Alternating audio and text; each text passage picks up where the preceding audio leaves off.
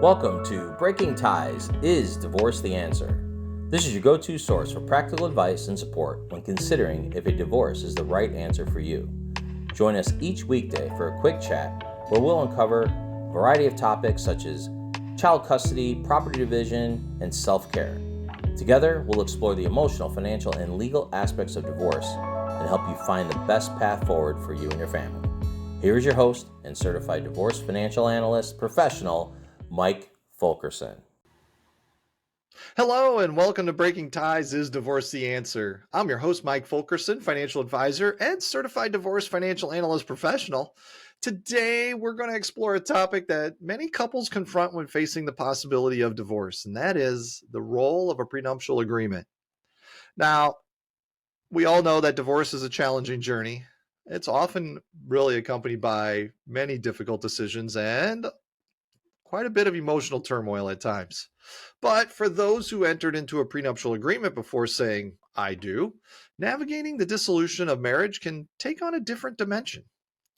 So you might be wondering, I have a prenup, so how does that work when considering getting a divorce?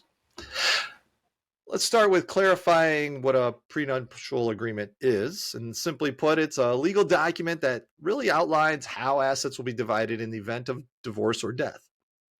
Prenups can cover a wide range of financial matters, including property, investments, debts, and spousal support. One of the primary purposes of a prenup is to provide clarity and certainty regarding financial matters in the event of a divorce.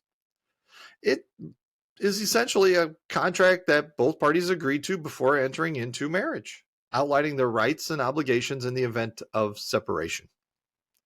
But how does a prenup affect the divorce process? In many cases, a prenuptial agreement can streamline the divorce process by clearly delineating how assets and liabilities will be divided. Instead of engaging in protracted negotiations or legal battles over property division, couples can reference the terms outlined in the prenup. However, it's really important to recognize that prenuptial agreements are not ironclad. While they can provide a framework for asset division, they may be subject to review by the court under certain circumstances. For example, if one party can demonstrate that the prenup was signed under duress, coercion, or without full disclosure of assets, a court may invalidate some or all of its provisions. Similarly, if the terms of the prenup were deemed unconscionable or unfairly favoring one party over the other, a judge may exercise discretion in enforcing its provisions. Additionally, prenuptial agreements typically do not address issues such as child custody, visitation rights, or child support.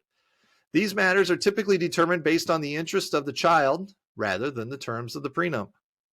So if you're considering divorce and you have a prenuptial agreement, it's essential to consult with a qualified attorney who can review the terms of your agreement and give you advice on your rights and options. Ultimately, while a prenuptial agreement can provide clarity and guidance during the divorce process, it's not a substitute for careful planning, open communication, and legal counsel. I want to thank you for joining me today on this episode of Breaking Ties, Is Divorce the Answer? Should you have any questions on today's topic or other financial planning issues I can help with, please reach out. Divorce is not the end of your story. It is the start of your next great chapter.